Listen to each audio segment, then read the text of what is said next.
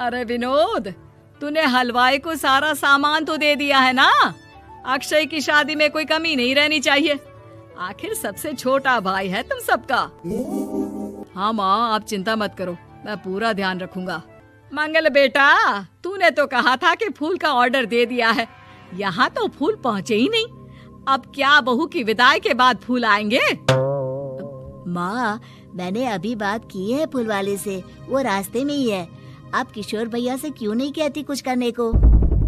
किशोर पहले ही मेरे बताए काम कर रहा है। पास के सभी रिश्तेदारों और मोहल्ले वालों को कार्ड वही तो देकर आया था। रिसेप्शन के लिए हॉल भी उसी ने बुक किया था। टेंट कुर्सी वालों को भी तो वही देख रहा है। पर कई मोहल्ले वाले तो हमारे भरे पूरे परिवार से जलते भी हैं। उन्हें बुलाने की क्या जरूरत थी? बेटा, शादी ब्याह में तो बुलाना ही पड़ता है, नहीं तो लोग क्या कहेंगे। दादी दादी देखो ना, हलवाई अंकल हमें लड्डू नहीं दे रहे, आप इनको डांटो ना। अरे चैन सुख दे देना बच्चों को लड्डू, क्यों तंग कर रहा है इन्हें? बीबी जी, मैं कहाँ मना कर रहा हूँ, लेकिन लड्डू बनते ही ये बच्चे उठा उठा कर खा लेते हैं। अरे मैं तो इन्हें थाल में रख के परोस भी नहीं पा रहा। भागो, अब कोल्ड ड्रिंक पीने चलते हैं। भागो भागो, अब कोल्ड ड्रिंक पीने चलते हैं। जैसे कि आप देख रहे हैं, आज इस घर के सबसे छोटे बेटे अक्षय की शादी है। घर में बहुत चहल पहल है। कुलभूषण की बीवी कमला को फुर्सत ही नहीं है कामों से, लेकिन कुलभूषण और घर के बाकी लोग कहाँ हैं? आइए देखते हैं।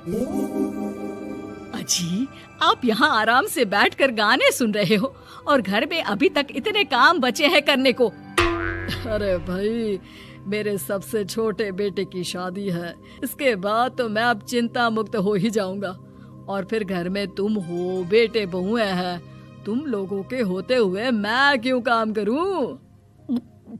मैं तो शान से बेटे की शादी में जाऊंगा तैयार होकर। अरे ठीक है, अब आप आराम ही कीजिए। एक बार अभिषेक की बीवी आ जाए, फिर मैं भी आराम करूंगी और मेरी चारों बहुएं पूरे घर की जिम्मेदारियां संभाल लेगी।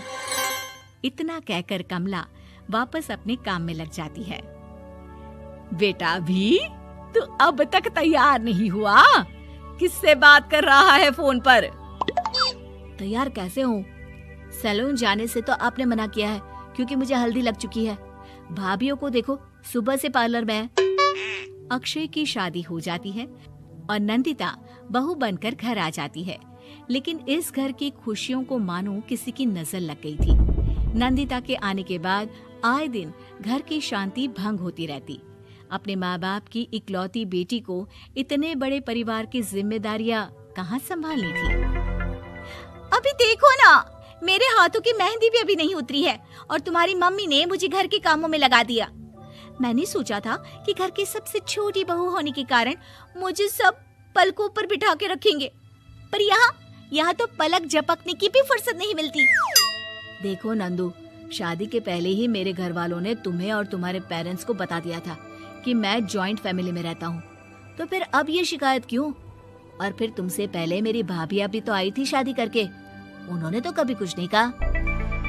नंदिता तब तो चुप हो जाती है, लेकिन ऐसा बहुत दिनों तक नहीं चलता। अरे नंदिता, माँ बाबूजी की दवाई का टाइम हो गया है, उन्हें दवाई दिलाओ और उसके बाद सबके लिए नाश्ता बना देना। पर भाभी, मैं तो अभी अपना फेवरेट सीरियल देख रही हूँ, प्लीज मेरी जगह आप कर लो ना ये काम। ठीक है, मैं तेरी जगह माँ बाबूजी को दवाई दे आती हूँ और नाश्ता बना लेती हूँ। तू मेरी जगह पूरे घर की डस्टिंग करके 5 बच्चों को स्कूल के लिए तैयार करके भेज देना और दोपहर का खाना बनाने के बाद कपड़े धोकर सुखा देना। उसके बाद हम दोनों मिलकर बाजार जाकर सब्जी ले आएंगे, फिर डिनर की तैयारी कर लेंगे और उसके बाद बस भाभी, मैं माँ बाबूजी को दवाई देकर सबके लिए नाश्ता बना देती हूँ। हे भगवान, ये कहाँ लाकर फंसा दिया मुझे।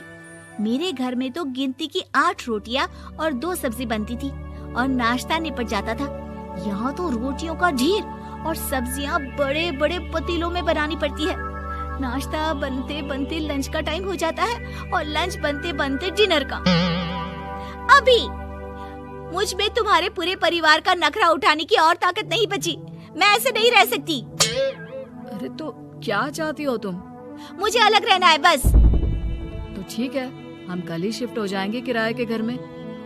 इतना बड़ा घर होते हुए हम किराए पे क्यों रहेंगे? ना जी ना, घर में ही दीवार खड़ी करो अपने हिस्से के आगे। घर के साथ साथ घर की खुशियों में भी दीवार खींच जाती है। ऐसे ही कई महीने बीत जाते हैं और नंदिता माँ बन जाती है। बच्चे के आने से अभिषेक के कंधों पर खर्चों का बोझ आ पड़ता है। अभिषेक का बोझ कम करने के लिए नंदिता भी पार्ट टाइम जॉब कर लेती है, लेकिन इससे उसके सर पर नौकरी, घर और बच्चे की जिम्मेदारी बढ़ जाती है। नंदिता, ये क्या है? तुमने घर भी ठीक से साफ नहीं किया, ना ही मेरे कपड़े धुले हैं। चिंटू के बाल भी कटवाने जाना था, देखो उसके बाल कितने बढ़ गए हैं। अरे करती क्या हो पूरा दिन तुम? मैं करती क्या हूँ? तुम्हारा नाश्ता और लंच बनाने के बाद चिंटू को डे केयर सेंटर पर छोड़ कर आती हूँ, फिर खुद ऑफिस जाती हूँ। पूरा दिन काम करके आने के बाद बिना आराम किए बाजार से सब्जियाँ लेकर आती हूँ, घर आकर खाना बनाती हूँ, चिंटू को देखती हूँ और क्या करूँ मैं? तो किसने कहा था अपने सर पर इतने काम लेने को? मत जाओ ऑफिस। ऑफिस जाए बिना घर के खर्चे कहाँ से पूरे होंगे? चिंटू की डे केयर का खर्च, उसके लिए बेबी फूड का खर्च, प्रेस वाले का खर्च, ये सब तुम्हारी सैलरी से होता नहीं है। अगर परिवार से अलग नहीं होती तो इतनी मुसीबतें नहीं उठानी पड़ती तुम्हें। तुम्हें परिवार के साथ मिलकर काम करने में दिक्कत थी, लेकिन काम तो अब भी बहुत है तुम्हारे सर पर। चिंटू को भी डे केयर भेजने की जरूरत नहीं पड़ती। उसको गोद में खिलाने के लिए दादा दादी और घर के सभी बड़े होते। उसके साथ खेलने के लिए उसके भाई बहन भी होते।